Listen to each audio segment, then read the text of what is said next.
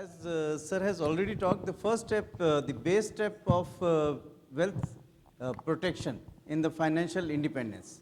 So how to protect our wealth? One is, if something happens to me, what will happen to my family? That's why the life insurance comes in. And if I fall sick and I cannot work, then how to tide over that period? So that's why we will be talking about the health and the life insurance. So insurance is a contract between a person and the company where we pay a premium and the company takes care whenever there is some incident and it pays you back. So it's a kind of risk transfer, that we are transferring the risk of life problems and the health problems to a company so that the financial catastrophe does not fall on the family. So there are various insurance plans available, but we will be talking only about the personal life insurance and the medical insurance. Do we need life insurance? Do we need? Because every other month I used to have visits from insurance agents. So this plan is very good, you will get this much money back, this much money back. But most important is the term insurance, where we get simple vanilla insurance without any investment plans. So if we have not achieved the financial independence and we still have the dependents, dependents may be our parents, spouses, siblings, or even our kids. So we need life insurance. But if we have already achieved the financial freedom, say sir has achieved financial freedom, so he doesn't need a life insurance because the families already have enough savings. So, but if you have no dependents, financial dependents, say you're living alone or you have your spouse who is also working and is earning equally good, one may not need life insurance. So there are different kind of life insurance plans available: term, life, money back, endowment, ULIP, child plan. Except for the term insurance, most of these plans, they are a method of transferring your money to the insurance agent's pocket. So be aware and just ask for a term insurance. Because the commission in the term insurance is so less, they are not willing to sell it to you. So you will have to ask for it. They will not be offering it to you. So you have to be very careful and ask for term insurance. So it's the basic and simplest form, and being the cheapest form of the life insurance, these offer high insurance coverage at premiums substantially lower than the other types of insurance. And because the premium is low, they get less commission, they will not offer it to you. So, and this gives you good life coverage. So once buying a term insurance, we have to select the amount, as sir has already calculated the life value, and for how long we need it, if we need any riders, and what should the frequency of payment, do we need to have nominees or beneficiaries, and how the company will pay if the need arises, and then select a company. And then whether we do it offline or online, because many online brokers are available nowadays on the net. So to calculate amount, we need to calculate our current income, and we need to calculate our debts. If we have taken a home loan or education loan or car loan, any kind of any personal loan, we have to add that to the amount, and we have to know the number of dependents, earning capacity of the spouse, if the spouse is also earning, and if we have any large ticket expenses, say son's or daughter's marriage or their, am I audible? So any large ticket expenses, and if you have already made any savings, so you can reduce that from the amount. So this is one need-based approach, the amount that we need to take care, any outstanding debts, short-term needs, and add lifetime living expenses of your dependents, and of this you can reduce the investments. Other is the human life value approach. How much I am going to earn in my earning career. That you can calculate your potential income. You can add it will be growing every year, but also take care of the inflation. And already the savings you have made, you can reduce from that. Third is a simple thumb of rule.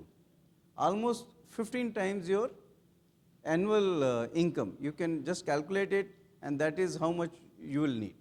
And it's always better to be overinsured than underinsured.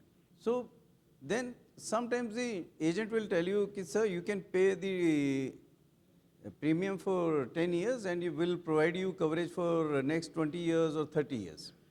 what happens if anything happens to you on the 11th year? You have already paid the premium for the next 30 years. So always pay the yearly premium or monthly premium, but always better to pay yearly premium because there's always a little grace period because of the term insurance. The company are not willing to renew it. So if you miss your deadline, they will just cancel the policy. So be careful, and you have to be very careful in this. So avoid the limited period payment terms, and one time should be strictly avoided because you are paying the risk for the next oncoming years in one go. So have yearly premiums. And for how long? Say if I have achieved my financial freedom, because we are trying to make you being financially independent by say 55, 60 or 65 years of age. So there is no need to have a whole life policy which will cover, say it will cover till whole life till 99 years of age. But if I am already financially independent by the age of 60 or 65, just buy the term insurance till that time. It's like a car insurance. What happens? You buy the car insurance this year and you pay the premium. And do you hope there will be an accident? So I'll get the payment from the insurance company. You never hope that I'll meet an accident. And next year you have to again renew it. Even if you have not claimed it, but you will have to renew it. So by the age of say 55, 60, if you have already achieved the financial freedom, you will have enough savings and there will not be much dependence on you. So you don't need the insurance till 70 or 80 years of age, just buy till the time you have planned to being your financially independent. Then the agents will tell you, sir, you are paying this premium and you will get nothing back. So this is not a good idea. We have another plan called return of premium. So whatever premium you have paid till now, will give you back at the term of the policy, will give it back to you. But what happens? They will almost charge you double for it and then give that same amount back to you. I'll show you little cost, but so instead of paying such high premium, ask him, I'll pay a simple term plan and invest rest of the money, whatever extra premium you're charging, on my own. And if you do that, if say I have taken an insurance for 30 years, at 30 years of age, regular premium should be around 3.1 lakh for over 30 years. But if I take return of premium plan, I'll be paying almost double, 6.3 lakhs. And if I invest the extra amount, because insurance company is going to give me back only 6.3 lakhs. But if I invest the extra amount that I'm paying to the company, it will grow to, in any simple mutual fund, to 55 lakhs. So always prefer to buy simple term plan without any return of any kind of extra frills, and you will be much better with that way. Nowadays, health insurance is portable. You can switch the insurance next year, but if I don't like my life insurance company, it's not possible to port it. I cannot change in between. If I'm not satisfied with my current insurance policy, I'll have to buy another policy. But if the age increases, the premium increases, you'll have to undergo again the medical test. So choose the company carefully. But if I need to increase my coverage at a later date, say I have taken policy only for 50 lakhs today, and now I think this is not enough and I need to buy coverage of say 2 crores. What will happen? Well, I have to buy either another policy, or because the company will not enhance but there are some plans where they have a increasing insurance coverage plan where they will, if you request them, they will increase the premium.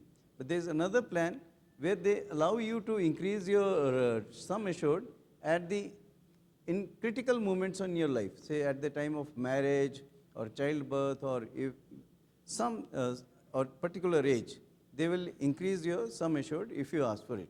So these are little cost-effective plans, and you can go for these.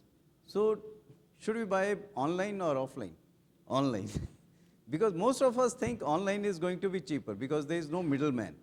But nowadays, if you read, nowadays companies are refusing the payouts for some flimsy reasons. So if you have an agent involved in between, they do the paperwork.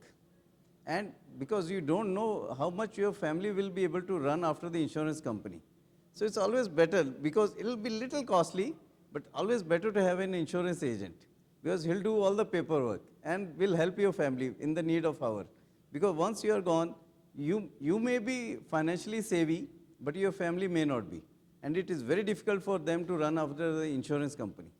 But the insurance agent, he can have a say in the insurance company and can get the sum assured payout to the family in an easy way. So my personal choice is to go through an agent, and he will keep on reminding you about your premiums, and life will be little easier. So do we need any riders? Because these provide extra cover, as sir has already discussed, at very nominal cost. You can have accidental death rider, critical illness, and waiver of premium. Little bit about this. Accidental, if you are traveling and you meet an accident, the company will pay a little extra sum assured as you have chosen, and with minimum of premium added to your main premium. And similarly, in the critical illness, one is health insurance that we are going to talk about, but that is the indemnity. Whatever is spent at the hospital, company will be paying you. But in a critical illness rider, if you are diagnosed with certain diseases which are included in this, say MI or kidney failure or something, if you survive the 30-day period, the company will pay you lump sum without any hospital bills involved. So a 30-year-old can get a 10 lakh rider for around 3,000 rupees. So one can add these. And the other is accidental disability. So I have met an accident and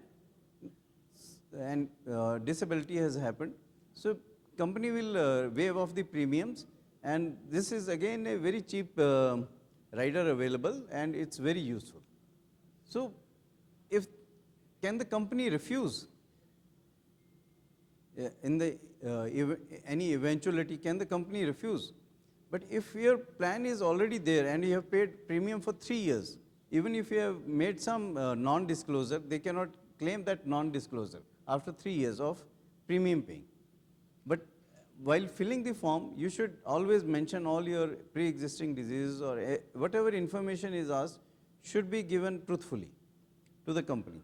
There are very, if you look at their brochures, the Wealth Creator, Fortune Pro, but if you read carefully, in this policy, the investment risk in the investment portfolio is borne by the policyholder. What we are trying to do is the risk transfer, but company is saying the risk is still with you. So avoid all these various fancy plans and have a simple term life insurance. So how to choose a company? That is we have to look at the premium, because this is a plain vanilla insurance. So if one company is charging 4,000 rupees, other is charging 6,000 rupees, there is not going to be much difference on the money, unless the company is very poor company. But then look at the claim settlement ratio. If the company is honoring the claims and the amount benefit paid by the company, so always have a good claim settlement ratio. That means if the company is getting 100 claims in a year, have the company paid to most of them or not? So this is a little graph of the last 3 years for the various companies. It may be a little small to read out, but most of the companies having more than 95% payout are good companies. So you can choose any of these, and then comes the benefit payout.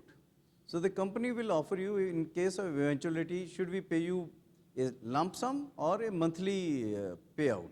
It cannot be overtaken by any of your debtors. So if already have some insurance plan with me, so what should I do? Because many of us may be having yearly plans and now thinking, I should have got a term plan. There will be some surrender value and there will be some loss, but if you still do it, you will be still better off. Whatever you're paying under the yearly plan, etc., the premium you're saving still at this age, and it will grow to a much better amount as compared to your yearly plans. So now we'll have a little bit about the health insurance. Recently, it was in focus in New York.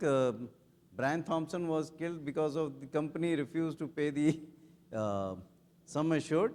So the companies have policies like delay, deny, defend to avoid paying the benefits. But we all need health insurance and it should be bought when we are in pink of health, because at that time the premiums will be low and one does not know when we are going to suffer from a disease.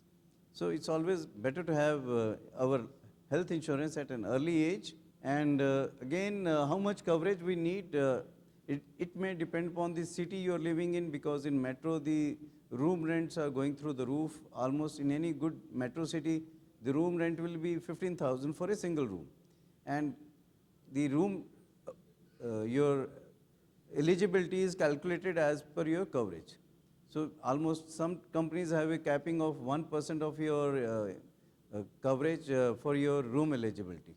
If you think you will have a coverage of 10 lakh rupees and the single room is 15,000 rupees, you will have to pay almost the same amount because they will calculate everything.